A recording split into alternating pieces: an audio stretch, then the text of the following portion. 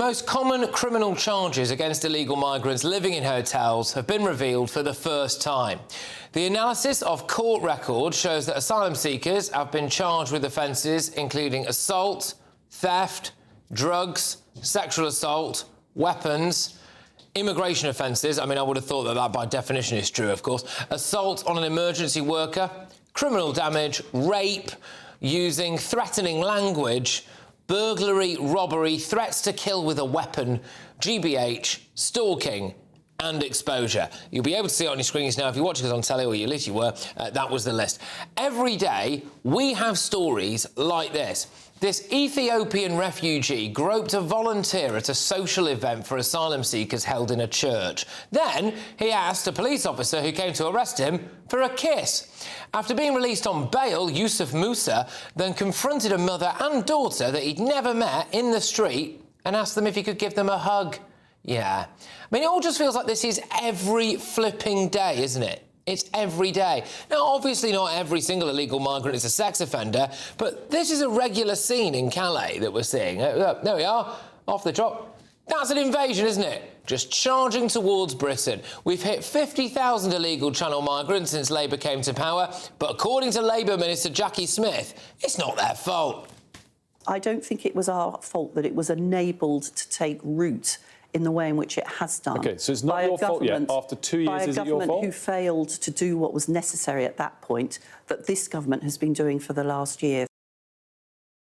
Absolute brass neck on that, isn't it? But I, for the life of me, can't imagine why illegal immigrants think Britain is a soft touch under Labour. Gosh, I don't know. Oh, could it be the now Home Secretary posing with the refugees' welcome sign? Could it be that Sir Keir Starmer did this pretty much on day one? The land scheme was dead and buried before it started. It's never been a deterrent, and I'm not prepared to continue with gimmicks that don't act as a deterrent. That's aged badly, hasn't it? Could it be that even if they are caught working illegally, they'll get a slap on the wrist? So earlier today, the Prime Minister tweeted this. There you are. It's not fair on hard-working people that illegal workers cheat our system. We're stopping it. All right? Unfortunately for Sir Keir Starmer, like so many things he says, it immediately came into contact with reality.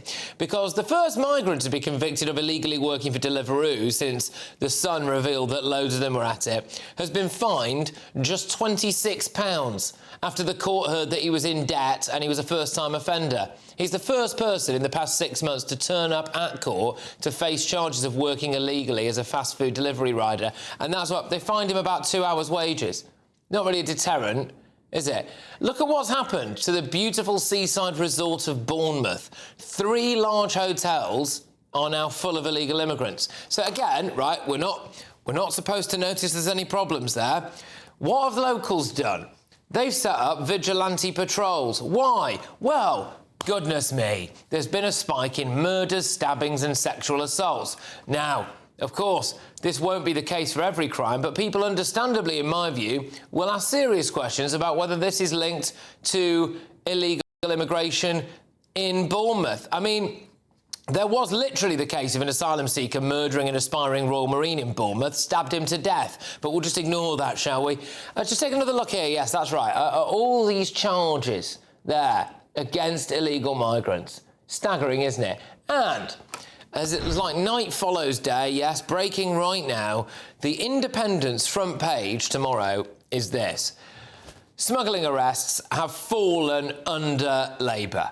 Look at that. Smash the gang, smash the gang, smash the gangs. We're working to smash the gangs. We're doing it all. We're stopping this vile trade in people. Actually, you're not, are you? And just ask yourselves this at home now. Keir Starmer must have known that these figures were coming out, mustn't he? At some point, he must have known that people were going to obtain the information about how many gangs and smugglers arrested that had been under his watch. He must have known this was coming out, and he was still peddling the line that he was smashing the gangs. It takes a certain kind of person to do that to you, I think, doesn't it? And I think we're going to see a lot more of this, aren't we? Do you want to save a boatload of cash this summer, wherever you have a trip planned? The one thing you're going to need is access to the internet and on the go. And you can do that easily with Saily. Hit the link in the description to get 15% off your first eSIM plan ready for your trip so you can browse to your heart's content. Saily gets you a local SIM card you can use when travelling so you don't have to pay those crazy roaming fees just to send a message or check the latest news. Now, they've got plans in over 160 countries, 8 regions, so pretty much everywhere, wherever you're going, they'll be able to make sure you're connected. So how does it work? All you've got to do is this. Hit the link in the description to download the app. It will work on iOS or Android. Buy a plan. You can choose an amount of data and time frame that suits you best. And then just install the eSIM on your phone. When you land at your holiday destination, you can activate your plan instantly. And if that wasn't enough, Saily eSIMs only ever have to be installed once. So when you go on your next trip, you just buy a plan for a new country, turn that eSIM back on, and boom, you're back watching me on GB News. I'll be using a Saily SIM on my next holiday because it's actually faster than some of the hotel Wi-Fis. You can get unlimited data if you want, so you can scroll away to your heart's content. And when you leave the hotel, you don't have to do that annoying thing of Wi-Fi hopping because you've got constant connectivity wherever you go. And they've got 24/7 support as well and a full refund policy if your eSIM isn't compatible. So get sorted for your next trip. Download Saily using the link in the description below. And if you use the code NEWS at checkout, you'll get an exclusive 15% discount on us. So click the link, download Saily, and use the code NEWS at checkout. Let's get the thoughts of my panel. Joining us this evening, political commentator Esther Krakow. We've got GB News presenter Alex Armstrong and journalist Jonathan Lis. So, Alex, I kind of feel a bit inclined to deal with the breaking news first, really, which is that for all of the Smash the Gang stuff, it's turned out, according to The Independent, that Labour have arrested fewer people smugglers than the Tories did. Yeah, the smash the gangs phrase is an abject farce, and it was always a farce from the get-go. Labour, ideologically, doesn't have a problem with migrants coming to this country. We know that that has been the case. You showed the picture there of Yvette Cooper, refugees welcome here. That is where they ideologically fall. That's why the deportations one in, one out scheme, which it isn't one in, one out, it's 1 in, 50 in, 1 out. It's basically a pilot that's never seems to be taking off anytime soon. Smash the gangs is failing. This whole thing is a farce. It's designed to look strong and sound strong without actually delivering the goods, and inevitably, when the next election comes, they'll be held accountable. I have a radical idea. I think we should bribe them. I think we should bribe the government and every Labour MP so much money that they will leave politics, and then we get in a new crop. Because I actually think it will cost the country less. So I think last week she wanted King Charles to be our dictator. Let me get a bit more detail on this because it's emerging right now. The latest National Crime Agency data showed that 192 people were arrested for organised immigration crime in the year to April, down 16%. From 229 under the Tory government the previous year. Yeah, you know why this is, Patrick? It's because the government is playing whack-a-mole, and it has been for years. They get rid of these gangs and more spread. Look, come on, Jonathan. If your argument is there are more gangs, I'm not defending the government. I'm saying the government's got entirely the wrong strategy when dealing with. No, because obviously you have to smash the gangs, but you can't only smash the gangs because there is a bit. Look, Jonathan, look. Can I just make this point? Can I just make one point? Look, there is always going to be, like we've said this many times, there's always going to be a demand, rightly or wrongly. There will always be a demand for people to come here. So right now, there's only one group of people satisfying that demand, which is the gangs themselves. That is why they are flourishing. Keir Starmer says, we're smashing the gangs, we're doing it, we're smashing the gangs. Is he just lying? I think he's trying to smash them. They've set up a control. They've set up a command force, task force. What you just said a moment ago was completely wrong, because actually what we saw with the Rwanda bill, at least while it was going through, is that migrants were scared to come here. In fact, many of them were going to Ireland from Northern Ireland. They were trying to get away from the United Kingdom because they were fearful they were going to get deported. So actually, what you do to stop the gangs is to stop the people who are paying them, not this magic MI5 that's going on. This is absolutely crushing for the Labour government. It's crushing. They have smashed fewer gangs than the Tories did. Absolutely abysmal. According to National Crime Agency data, that is shocking. You may think I'm joking. I think we should split up £1 billion, find £1 billion. He's still on the bribe. Esther, come on. I'm not. I'm not joking. OK, but that's not going to happen. Prime Minister, all of them, the lot of them. How many Labour MPs are there in Parliament? Like a few hundred. Bribe all of them with £1 billion, and it would be cheaper and less damaging. It would be enough. I'm serious. Sorry, but can I also just say on this? Can I also just say on this? No, seriously, guys, can I also just say on this? This is not singularly the fault of the Labour government. The fact that the National Crime Agency have released this data, I'm sorry, they don't like it when I say this. They've been very vocal about me not saying this, but I'm going to say it. They need to look at themselves in the mirror. I thought the National Crime Agency was a load of hard-nosed police officers. It's not. You can come straight into the National Crime Agency from university. Yeah. It's basically a civil service position in some cases. What the flipping heck are you doing? We have single-handedly given the National Crime Agency the details of countless human traffickers, people smugglers, locations, their voice notes, everything. I went and met up with 3 human traffickers in 4 hours in France, right? And I guarantee you now that loads of them are based here in Britain. Loads of them are based here in Britain. How the flipping heck are we not smashing more of these people? It's a disgrace. It is an absolute disgrace. And on top of that, all these new things that the Labour government have signed into office, they talked about, David Lammy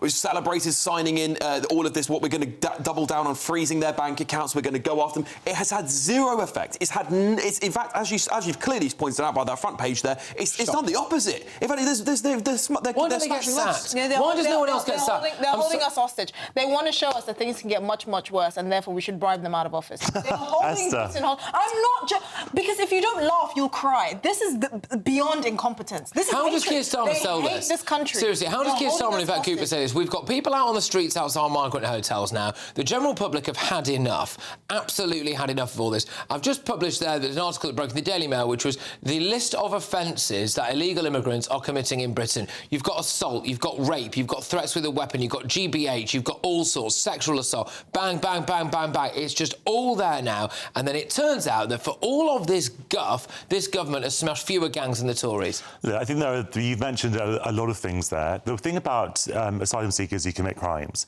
Now, I'm not obviously apologising for anyone who commits crimes, and anyone who commits crimes needs to be dealt with in the normal way. What I am saying is that you would expect in any cohort of people that some of those people may go on to commit crimes, as in any part of the population. You refuse to believe that some human beings are more inclined to commit crimes. You refuse to believe that Afghan men are inherently more likely to rape women. Patrick, what I do say is that I would not want to throw the baby out with the bathwater and completely end the asylum system. And I also think that if you have, you might have, for example, you might have some Afghan people who have committed crimes, and that's completely unacceptable. But that is collective punishment to then say to Afghan people en masse that they can't come here. We owe Afghans more than anyone. We owe Afghans a debt of gratitude more than anyone. No, we don't. Yes, of course we do, Patrick. Absolutely. Of course we do. If you have a group of people that are more likely to commit a certain crime, are you not thinking of the victims of those crimes who are in Britain, who have no say as to whether they should have those people in their communities? Isn't that the primary consideration? Let me tell you why I don't think we owe them anything. Collective punishment, whatever that means. The Iraqi Kurds. Now, we were told all sorts of sob stories about the Iraqi Kurds before we went into Iraq. Saddam gassed the Kurds, this, that and the other. Yeah, terrible stuff. Who's running a load of these human trafficking operations now? It's the Iraqi Kurds that live in Britain. So that's gone well, hasn't it? Brilliant. We owe these people something, do we? We owe them something. Well, it's true that the Iraqi Kurds were treated disgracefully by Saddam. They were, and now they are. Not all of them. The leading cohort behind the human trafficking.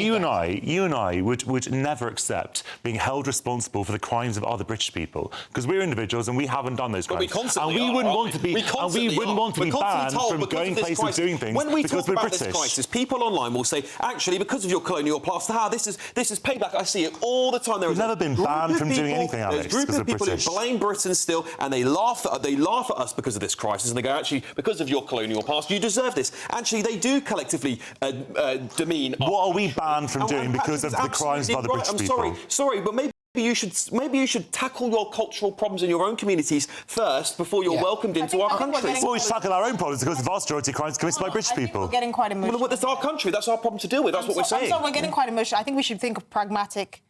Is it a bribery then? How much money will it take for Keir Starmer and his lot to leave government? On that note. I'm serious. I know you are. Yeah, I know you are. Well, I don't know. But what? Companies pay people to leave their employment all the time. Why is this controversial? They are destroying the country. Okay, right. Well, I'm just going to read because we're going to move on now. But I want to read you some more stats from this article just quickly, right? Because we'll return to this from the front page. To buttress my case. There's been just over 900 arrests for people smuggling in 4 years.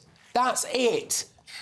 We've had like 100,000 people cross the channel, and we've had 900. There have been 912 arrests for organised immigration crime since 2021, both in the UK and overseas. That is laughable. That is absolutely pathetic. It's pathetic. It's disgusting. I'm sorry, but at what point do you have to raise serious questions about whether or not we're like this is like almost deliberate? I mean, it's ridiculous. It is deliberate. We're being held hostage. I mean, that's a completely unfounded conspiracy theory, isn't it? Are you joking? I mean, look, but Patrick, think about it electorally. Electorally, it would be the best thing ever for Labour if they were able to get a handle on this. The idea that they're somehow in lockstep or in cahoots with the gangs is the most laughable nonsense. But you're able to... Clearly, they would like to do this. I think that the approach is wrong because there's no reality in this conversation. There's a reality about the actual solutions that we might be able to have because we cannot stop people wanting to come to the UK. Can I just say this? Because the other side of the reality, you're saying, yes, wouldn't it be great for them to smash the gangs? That would look great for them. Why don't they do it then? Why don't they do it? Why don't they stop people coming over to this country tomorrow, set up safe routes is what they want to do it tomorrow? They don't want to do it. They don't want to set up safe routes. I've been saying this to do that for 30 years. We've got to go. I mean, look, you just had the migrant crime stats there, followed by the fact that the human trafficking gangs are not being smashed at all. Ridiculous state of affairs. Anyway...